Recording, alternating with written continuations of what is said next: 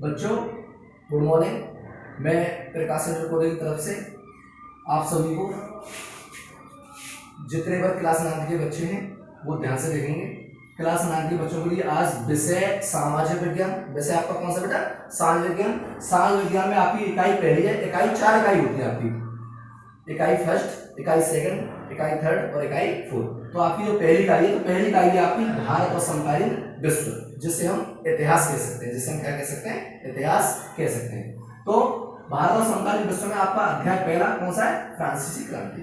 कौन सा आपका पहला अध्याय? फ्रांसीसी क्रांति। तो हम आज आपके लिए फ्रांसीसी क्रांति के बारे में बताएंगे। जो फ्रांसीसी क्रांति जो शुरू हुई थी उसके बारे में बताएंगे। कौन सी क्रांति आपकी? फ्रांसीसी क्रांति। तो सबसे पहले क्या कह रहा है आपके लिए कि फ्रांसीसी क्रांति की शुरुआत। कौन सी क्रांति की शुरुआत? फ्रांसीसी क्रांति की शुरुआत 5 मई 1789 ईस्वी को हुई।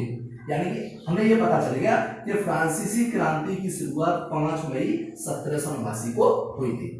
उस समय यानी जिस समय फ्रांसीसी क्रांति की शुरुआत हुई थी 5 मई सन 1789 को हुई थी, तो उस समय लुई 16वां जो था, कौन? लुई 16वां जो था वो फ्रांस का सम्राट था।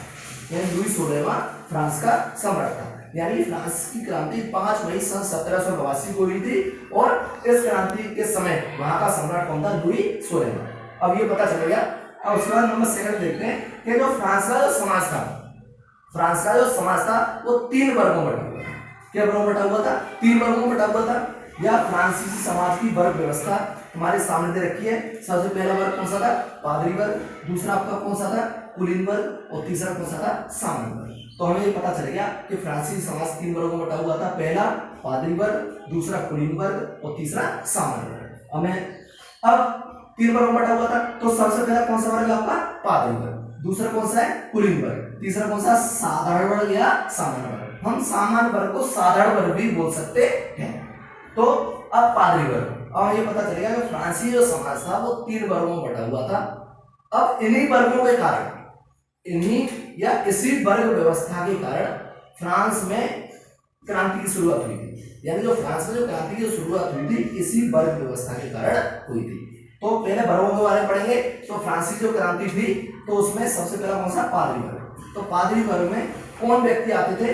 पादरी वर्ग में वे व्यक्ति आते थे जो कैथोलिक चर्च में पादरी थे। यानी जो कैथोलिक चर्च में क्या थे? पादरी थे। वो कौन से वर्ग में आते थे? पादरी वर्ग में आते थे। तो कैथोलिक चर्च में कार्य करने वाले व्यक्तियों को पादरी कहा जाता था।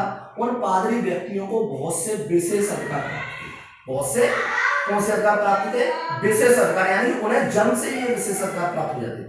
जैसे ही उनका जन्म होता था तो उनके लिए विशेष अधिकार प्राप्त हो जाते थे पादरी वर्ग वाले व्यक्तियों के लिए। तथा उन्हें कोई भी कर नहीं देना पड़ता था। क्या नहीं देना पड़ता था? कर जानते हो? कर होता है टैक्स। कर क्या होता है? टैक्स। तो टैक्स नहीं देना पड़ता था। क्या नहीं देना पड़ता था? टैक्स। तो किसको टैक्स नहीं देना पड़ता था? पादरी वर्ग वाले व्यक्तियों के लिए। और ये व्यक्ति अपना जो जीवन जीते थे व्यवसायिक तरीके से, यानी बहुत ऐशो आराम से अपना जीवन जीते थे। कौन से वर्ग के व्यक्ति? पादरी वर्ग के। तो इस प्रकार हम कह सकते हैं कि पादरी वर्ग के व्यक्तियों के लिए जन्म के साथ ही बहुत से विशेष अधिकार मिल जाते थे और इन्हें सरकार को या वहां के राजा को कोई भी टैक्स नहीं देना पड़ता था और उनका जीवन जो था वो ऐशो आराम से भरा हुआ था, या ये अपना जीवन स्वतंत्र तरीके से जी सकते थे। दूसरा वर्ग आता है कुलीन वर्ग। कौन सा वर्ग आता है? कुलीन वर्ग। तो कुलीन वर्ग में सरकारी अधिकारी आते थे आपके। कौन से अधिकारी आते थे आपके? सरकारी अधिकारी आते थे। जमींदार आते थे उसमें आपके। कौन आते थे? जमींदार आते थे और सैनिक।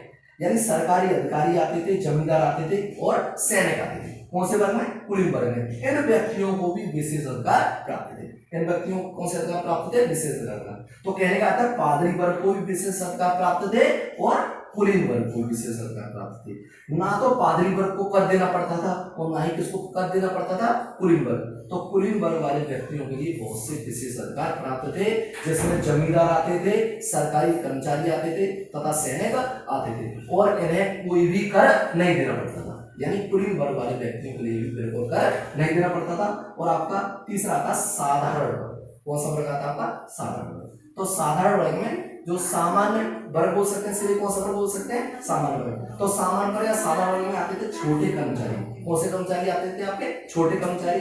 और मजदूर कौन आते थे, मजदूर आते थे, छोटे कर्मचारी आते थे तथा छोटे कृषक आते थे। तो इन छोटे कर्मचारियों को, छोटे मजदूरों को तथा कृषकों को, बेचारों को, ये बहुत ही ज्यादा कमजोर वर्ग माना जाता था। कैसा कमजोर, कैसा वर्ग माना जाता था, कमजोर वर्ग, यानी साधारण वर्ग या सामान्य वर्ग को बहुत ही ज्यादा कमजोर वर्ग माना जाता था।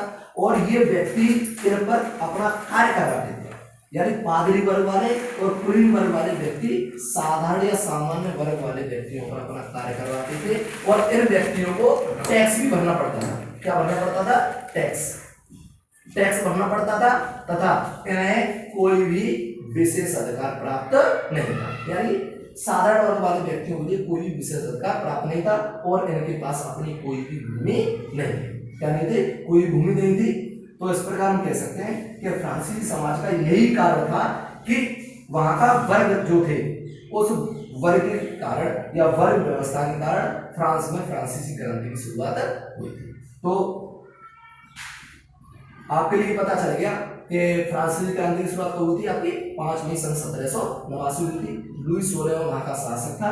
और उसके बाद आपके लिए पता चल गया कि फ्रांसीसी समाज की जो वर्ग व्यवस्था थी के वर्ग बटी हुई थी, 3 वर्ग, पादरी वर्ग, कुलीन वर्ग तथा सामरिक वर्ग। पादरी वर्ग के बारे में बता दिया। पादरी वर्ग में कौन आते थे, कि जो चर्चों में जो कार्य करते थे व्यक्ति, कैथोलिक चर्चों में, उनके लिए क्या कहा जाता था, पादरी, और उनके लिए विशेष अधिकार प्राप्त थे तथा उन्हें कोई भी कर नहीं देना पड़ता था तथा ये अपना जीवन ऐशो आराम से जीते थे। कुलीन वर्ग के जो व्यक्ति थे, इसमें सरकारी अधिकारी, जमींदार तथा सैनिक आते थे तथा जिन्हें भी कोई भी कर नहीं देना पड़ता था और ये भी विशेष अधिकार प्राप्त थे, इन्हें भी विशेष अधिकार प्राप्त थे। और कुलीन वर्ग के व्यक्तियों के पास अपनी संपत्ति थी। साधारण वर्ग में कमजोर वर्ग के व्यक्ति आते थे, जैसे छोटे किसान, मजदूर, कर्मचारी, छोटे कर्मचारी, ये साधारण वर्ग में आते थे। और इन व्यक्तियों को कर्ज नहीं, इन व्यक्तियों को क्या देना पड़ता था, कर देना पड़ता था। क्या देना पड़ता था, कर देना पड़ता था। और कोई भी इन्हें जन्म से विशेष अधिकार प्राप्त नहीं था तथा ये पादरी वर्ग तथा कुलीन वर्ग के लोगों के अत्याचार का भी शिकार